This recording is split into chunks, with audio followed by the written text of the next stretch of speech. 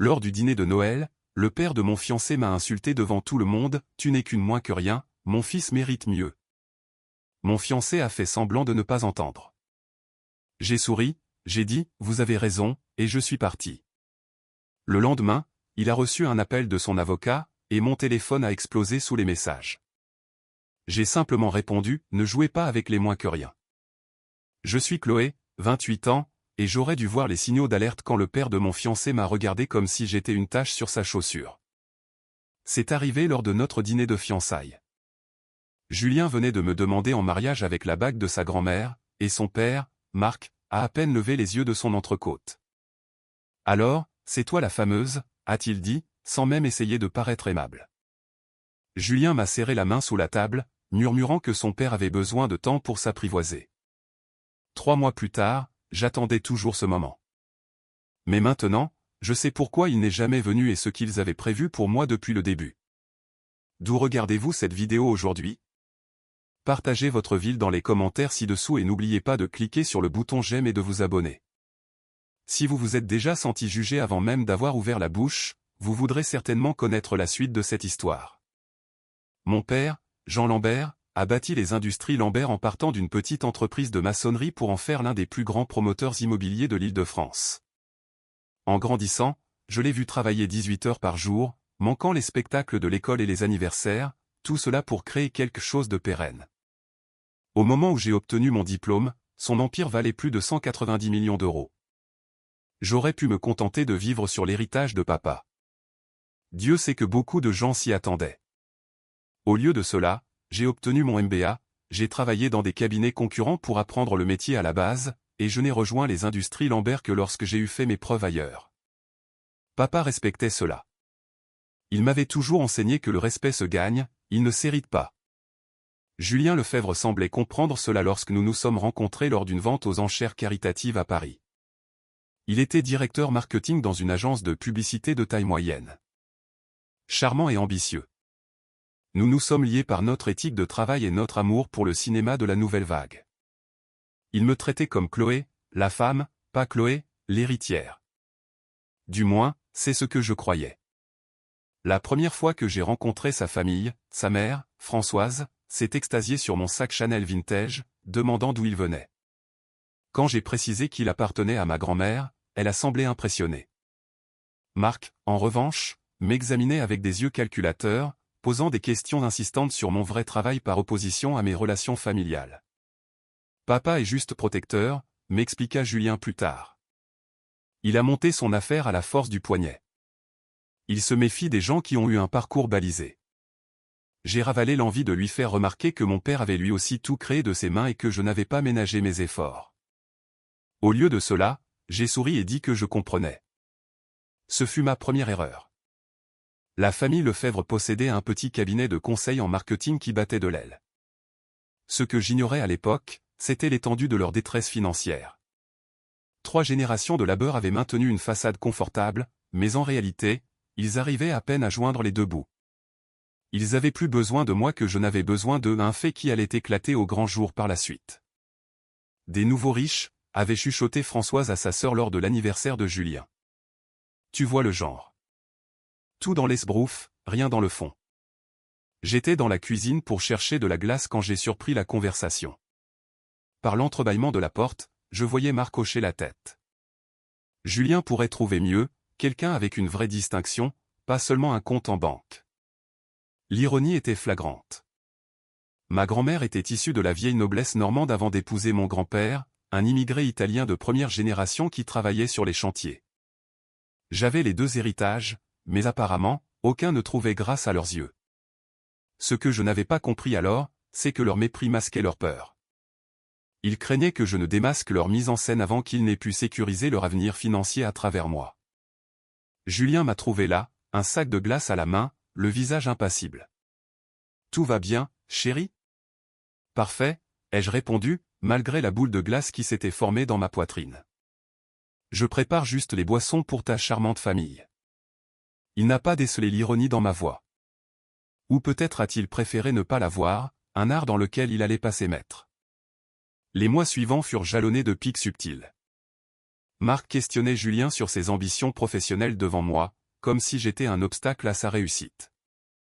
Françoise faisait des remarques sur les personnes qui ne connaissaient pas la valeur de l'argent et les vraies difficultés. J'ai commencé à apporter des pâtisseries maison au repas de famille, espérant prouver que je n'étais pas une enfant gâtée. Françoise les a félicités, avant de demander si le personnel de maison m'avait appris la recette. Quand j'ai expliqué que je tenais cela de mon arrière-grand-mère italienne, elle a semblé sidérée que j'ai pu mettre les pieds dans une cuisine. Julien me certifiait qu'il finirait par m'apprécier. Je n'en étais pas convaincu, mais je l'aimais ou je le pensais. Avec le recul, je crois que j'étais amoureuse du mirage qu'il projetait, l'homme qui semblait m'estimer à ma juste valeur. Le moment de vérité est arrivé quand mon père a mentionné qu'il cherchait une agence pour s'occuper du marketing d'un nouveau complexe immobilier. C'était un contrat d'environ 950 000 €, le type de budget capable de sauver une structure comme Lefebvre et Associés. Tu devrais leur donner une chance, a suggéré mon père lors d'un dîner. Si leur travail est à la hauteur, tout le monde y gagnera. J'ai eu un mouvement d'hésitation. Mélanger les affaires avec cette belle famille me semblait risqué. Mais Julien était transporté de joie quand je lui en ai parlé, et sa gratitude m'a touché après tant de froideur familiale. Ce contrat pourrait tout changer pour nous, a-t-il dit en m'enlaçant. Merci de nous faire confiance. Je voulais croire en nous. Ce que je ne savais pas, c'est que Julien planifiait déjà comment s'attribuer tout le mérite une fois l'affaire conclue. La réunion de présentation était fixée à un mardi de novembre. Mon père avait accepté de recevoir Marc et Julien dans nos bureaux du quartier de la Défense, un privilège rare pour une agence de cette taille. J'avais tout préparé méticuleusement pour que les Lefebvre fassent bonne figure. Le matin même, Françoise m'a appelé. « Chloé, ma petite, j'espère que tu ne comptes pas venir à la réunion. Les affaires sérieuses se traitent mieux entre hommes, tu ne trouves pas ?» Je suis resté un instant sans voix. « Pardon ? Tu comprends bien. Marc et Julien doivent nouer leur propre relation avec ton père.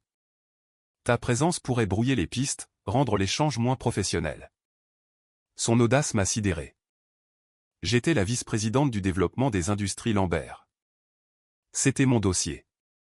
Mais avant que je puisse protester, elle avait raccroché. J'ai appelé Julien aussitôt. « Est-ce que tu es au courant que ta mère vient de me demander de ne pas assister à ma propre réunion ? » Elle a fait ça ? Il semblait perplexe. Non, je suis sûr qu'elle s'est mal exprimée. Elle insinue que je ne suis pas professionnel ? Chloé, je t'en prie, n'en fais pas un drame. C'est une journée capitale pour ma famille. Le masque tombait déjà. Les sentiments de sa famille passaient avant les miens. Ce que je n'ai pas dit à Julien, c'est que je me suis rendu à cette réunion malgré tout. Je me suis installé dans le bureau adjacent et j'ai écouté à travers la cloison fine, prenant note de chaque mot. Grand bien m'en a pris, car c'est là que j'ai entendu le vrai discours de Marc. Nous savons que cette opportunité vient de Chloé, a-t-il dit à mon père. Mais nous tenons à ce que vous sachiez que nos résultats ne devront rien au favoritisme. Nous ne voulons pas de passe-droit à cause des liens familiaux. Mon père m'a avoué plus tard avoir trouvé cette remarque étrange, puisque c'était précisément ce lien qui leur avait ouvert la porte. Mais Marc construisait son propre récit, ils allaient réussir malgré moi, et non grâce à moi. À partir de ce jour, j'ai commencé à tout archiver, chaque mail, chaque document de travail, chaque mise en relation. On peut appeler cela de la paranoïa ou de l'instinct, mais je savais que j'aurais besoin de preuves. Julien était aux anges lorsqu'ils ont signé le contrat. Nous avons fêté cela au champagne dans leur restaurant habituel de Neuilly. Ses parents débordaient de remerciements, me félicitant d'avoir glissé un mot en leur faveur. Un mot. Comme si je n'avais pas piloté tout le projet, fourni les bases de leur stratégie et passé des heures à les briefer sur les attentes de mon père. Avez-vous déjà eu l'impression d'être effacé de votre propre succès ? Dites-le moi en commentaire si quelqu'un a déjà volé votre travail. Pourtant, j'ai souri et accepté leurs remerciements. Après tout, nous allions devenir une famille. Les préparatifs du mariage ont révélé de nouveaux aspects du clan Lefebvre. Françoise avait un avis sur tout, du lieu du mariage, quelque chose de plus discret que ces salons d'hôtel clinquants, à la liste des invités. Est-il vraiment nécessaire d'inviter tous les partenaires d'affaires de ton père ? Elle semblait oublier que c'était mon père qui finançait la cérémonie. Je pense que la sobriété est plus distinguée, expliquait-elle lors d'une réunion houleuse. Julien n'aime pas ce qui est trop ostentatoire. Julien, qui avait pourtant exigé un orchestre de jazz et un open bar haut de gamme, opinait du chef. Maman a de l'expérience. Elle a organisé les mariages de mes 3 sœurs. Je me suis tu. Ces mariages avaient été des réceptions modestes de 50 personnes. Respectables, mais sans commune mesure avec ce que mon père souhaitait offrir à sa fille unique. À cette période, j'ai remarqué que Julien changeait. Il omettait de m'inviter à certains repas de famille. Il minimisait mon rôle quand il parlait de la croissance de son agence. Il commençait à me traiter comme un trophée utile plutôt que comme une partenaire. Le compromis fut une réception élégante dans un château de la vallée de la Chevreuse. Chic, mais mesuré. Françoise semblait satisfaite que nous ne soyons pas trop vulgaires. Puis vinrent les enterrements de vie de célibataire. Le témoin de Julien a prévu un week-end à Monaco. Golf, gastronomie et casino. Cela lui ressemblait. Ma témoin a organisé un séjour spa près de Bordeaux, dégustation de grands crus et soins de luxe. Françoise a fini par la prendre. Un week-end spa à Bordeaux? Quelle démesure! Ne pouviez-vous pas faire un simple dîner en ville? C'est mon enterrement de vie de jeune fille, Françoise. Mes amis veulent me faire plaisir. C'est juste que cela paraît excessif, surtout par rapport à ce que fait Julien. Les gens vont jaser sur cette différence de train de vie. Toujours cette obsession du paraître et de la culpabilisation de la réussite. Chez les Lefebvre, le succès était toléré à condition de s'en excuser. Le mariage fut somptueux. Mon père m'a conduite à l'hôtel avec une émotion contenue. Julien était superbe dans son costume, me souriant alors que j'avançais vers lui. Pendant un instant, au milieu des fleurs et de la musique, j'ai cru que tout irait bien. Le toast de Marc fut mielleux, m'accueillant dans la famille et louant les valeurs de Julien. Françoise feignait l'émotion. Mais pendant la danse traditionnelle, mon père m'a glissé une phrase lourde de sens. « Tu sais que je t'aime, ma grande. Je veux seulement ton bonheur. Si jamais tu as l'impression de devoir t'effacer pour plaire à ces gens, n'oublie pas que ta place est ici, avec moi. » Je l'ai serré plus fort, sans comprendre pourquoi il me disait cela ce jour-là. Aujourd'hui, je le sais. Papa avait vu clair dans ce que l'amour m'empêchait de percevoir. La première année de mariage fut celle de la désillusion. Nous nous sommes installés dans une maison de ville à Saint-Cloud pour plaire à ses parents. J'ai tout fait pour en faire un foyer chaleureux. David semblait apprécier, surtout quand ses parents complimentaient ma décoration. C'est très raffiné, a admis Françoise. Bien plus que l'appartement de garçon de Julien. C'était son premier compliment sincère, mais j'y voyais déjà une manipulation. Ils ne m'appréciaient que lorsque je servais leurs intérêts. Sur le plan professionnel, tout allait pour le mieux. L'agence Lefebvre avait réussi son premier projet pour les industries Lambert, et mon père les avait recommandés à d'autres contacts. L'agence de Marc explosait grâce à mes réseaux, même s'il semblait l'avoir oublié. Julien, porté par ce succès, devenait arrogant. Il parlait de s'agrandir, de recruter. Mais son ambition prenait un tour désagréable, plus méprisant envers moi. Il a commencé par me corriger systématiquement en public. Il organisait nos sorties sans m'en parler, décrétant que mon emploi du temps était flexible puisque je travaillais pour mon père. Quand je lui rappelais que mes responsabilités étaient réelles, il balayait cela d'un revers de main.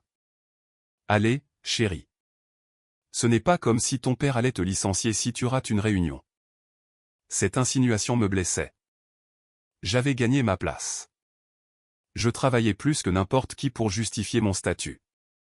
Mais pour Julien, mon job était un loisir généreusement offert par mon père. Seule sa carrière comptait. Lors des dîners, Marc interrogeait Julien sur ses contrats avec les industries Lambert comme s'il les avait signés seul. Quand je tentais d'apporter des précisions techniques, Julien me coupait la parole.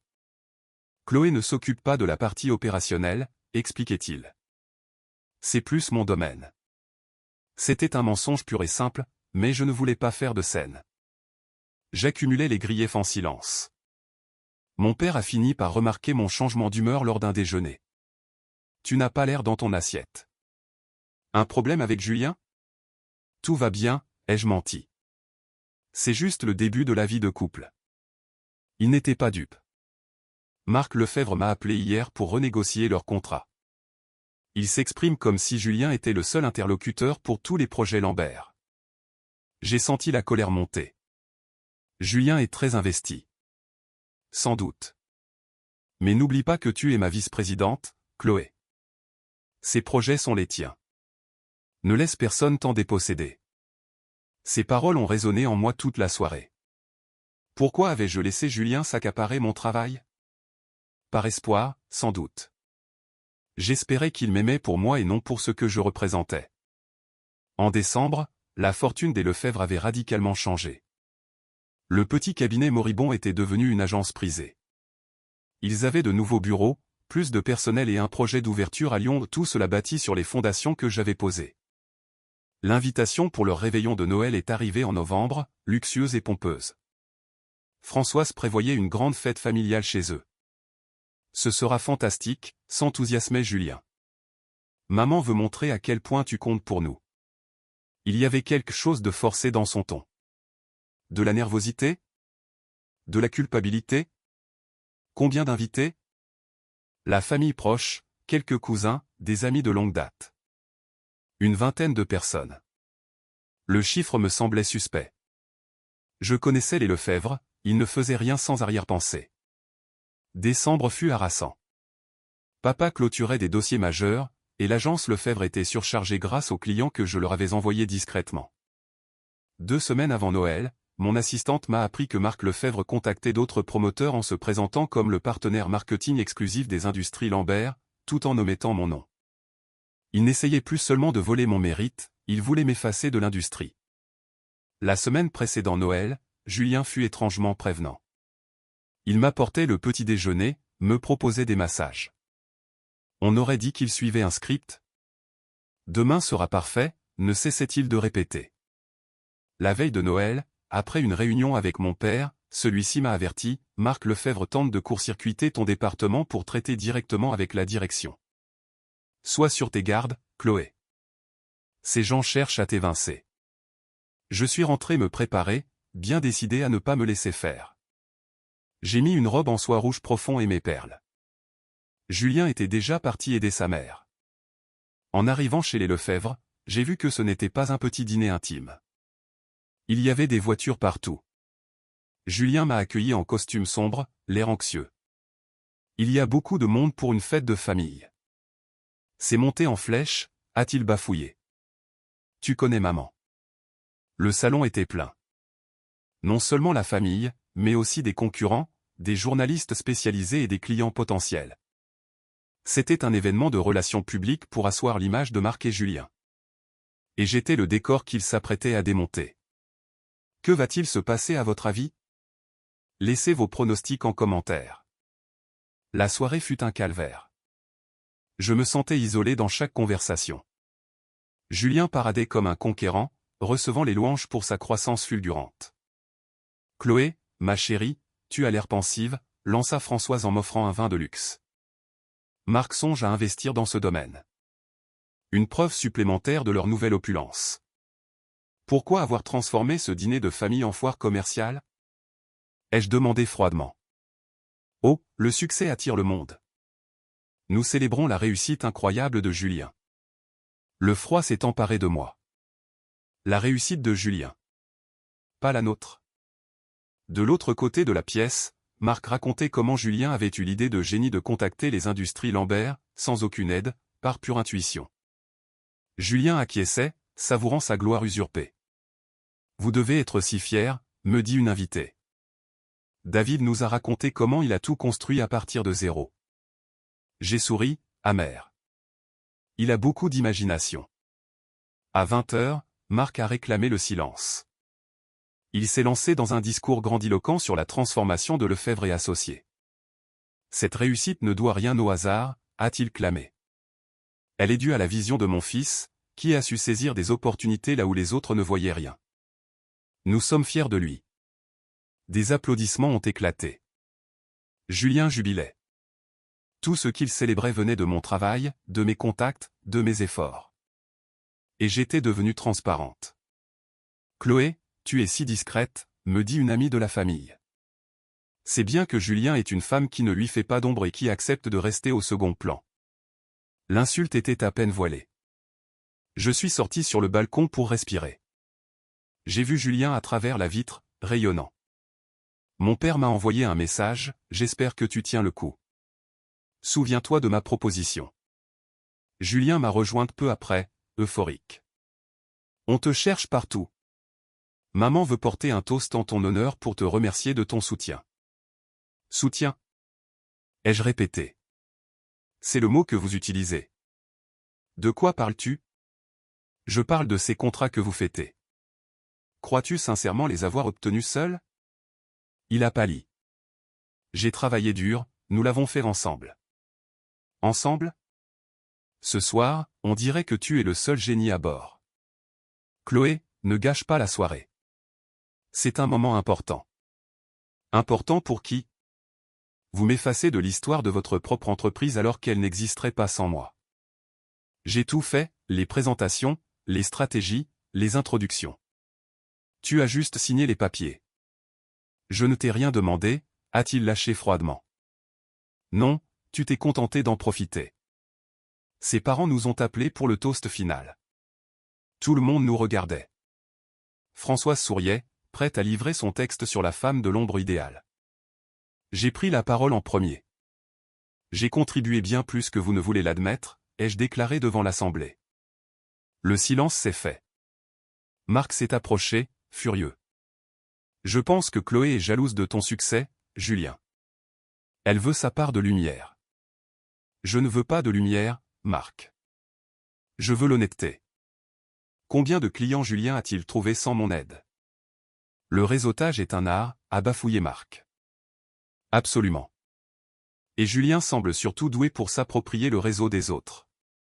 La tension était palpable. Marc a fini par craquer. Son vrai visage est apparu.